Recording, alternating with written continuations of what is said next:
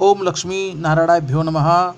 परिवर्तनी एकादशी 14 सितंबर 2024 दिन शनिवार है। इसी दिन आपको व्रत उपवास करना है।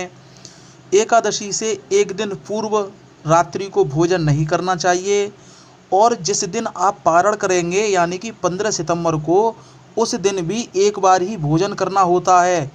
तभी आपको एकादशी का पूर्ण फल प्राप्त हो सकता है। और एक बात और, पारण से पहले भगवान विष्णु का चरणामृत हाथ में लेके उसमें आपको तुलसी दल रखना है।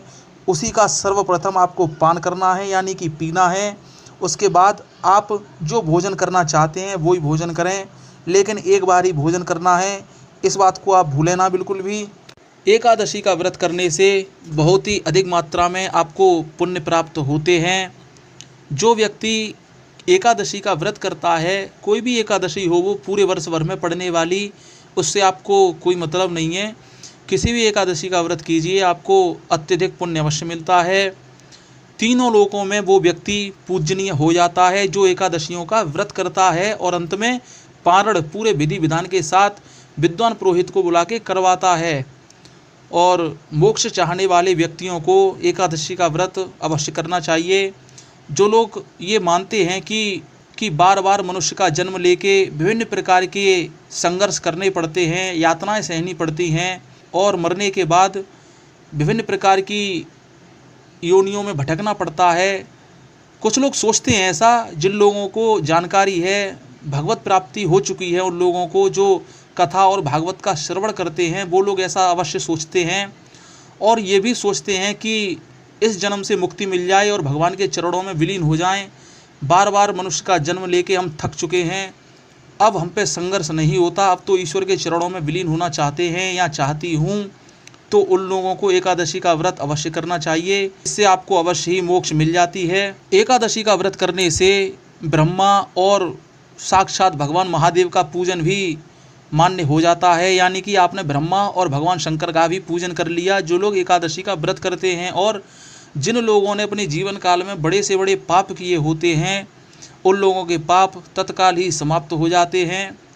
लेकिन कुछ लोग कहते हैं कि हमने इस जन्म में तो कोई पाप नहीं किया और हम तो बचपन से लेके अब तक एकादशी का व्रत कर रहे हैं या करते आ रहे हैं। तो ऐसा नहीं है। जो पूर्व जन्म के पाप होते हैं, जिनके कारण आपको अगला जन्म हो सकता है कष्ट में प्राप्त हो, तो उनकी भी निवृत्ति हो जाती है। इसलिए एकादशी का व्रत अवश्य करें। एकादशी का जो व्रत करता है उसको बड़े बड़े यज्ञ जैसे राजसूय यज्ञ, वाजपेयी यज्ञ, अश्वमेध यज्ञ करने के पुण्य प्राप्त होते हैं। और एक विशेष बात और, एकादशी का व्रत करने वाले व्यक्ति को या महिला को या कोई बालक हो, युवा हो, युवती हो, कोई भी हो, उसको 88,000 जो उच्च कोटि के महान संत होते हैं उनको भोजन कराने का पुण्य फल प्राप्त अवश्य होता है, जो एकादशी का व्रत करते हैं या करती हैं। और इस प्रकार का अनुष्ठान जप तप व्रत जब आप करते हैं तो आपके स्वर्गीय जो पितृ हो चुके हैं वो बड़े ही प्रसन्न होते हैं। उनको स्वर्गलोक में या जिस भी लोक में वो होते हैं उनको बड़ी प्रसन्नता होती है और देवता भी उनका बड़ा बखान करते हैं कि आज देखो इसके परिवार का वो व्यक्ति या संतान किस प्रकार भगवान नारायण की सेवा में तल्लीनता से उनका ध्यान कर रहा है। तो वो पितरों को बधाई भी देते हैं देवता। और यदि कोई पितर आपका अधोगति में है या कष्टमय जीवन जी रहा है मरणोपरांत, तो उस योनि से उस व्यक्ति की, उस पितृ की मुक्ति अवश्य ही होती है, इसमें बिल्कुल भी संदेह नहीं है। और अगर आप चाहते हैं कि आपने जो एकादशी का व्रत किया है उसमें से 1 या 2 3 जितनी भी आपकी इच्छा करे उतनी एकादशी का पुण्य फल आप चाहें तो अपने किसी भी स्वर्गीय पितृ को दान कर सकते हैं। ये दान की प्रक्रिया किसी विद्वान पुरोहित से करवाएं तो ज़्यादा बेहतर होगा। कोई खास खर्चा नहीं आता इसमें, केवल आपकी इच्छा के ऊपर निर्भर करता है। आप पुरोहित से आपको इतना कहना है कि महाराज, हमने जो एकादशी का व्रत किया है या कर चुके हैं उसमें से 1 2 3 5 7 जितनी भी आप चाहें उतनी एकादशियों का पुण्य फल हम अपने अमुक नाम के पितृ को देना चाहते हैं या देना चाहती हूँ। बस इतना कीजिए, वो पुरोहित आपका संकल्प लेकर आपका पुण्य आपके पितरों तक वो पहुँचा देंगे। इसमें कोई खर्चा नहीं आता है। 150-200 रुपये की बात अलग है, इतना खर्चा तो मिनिमम किसी भी कार्य में हो ही जाता है, इसमें आप संकोच ना करें।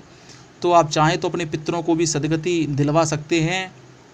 एकादशी के दिन जो पूजन का समय होगा 14 सितंबर को, वो सुबह 7:40 से लेके 9 बजे तक होगा, सुबह के 9 बजे तक होगा। ऐसा नहीं है कि आप शाम तक 9 बजे तक सोच रहे हों। और इसका जब आप पारण करें तो 15 सितंबर को सुबह 6 बजे से लेके सुबह 8:30 बजे तक आपको पारण कर लेना है। पारण के दिन एक बार ही भोजन किया जाएगा।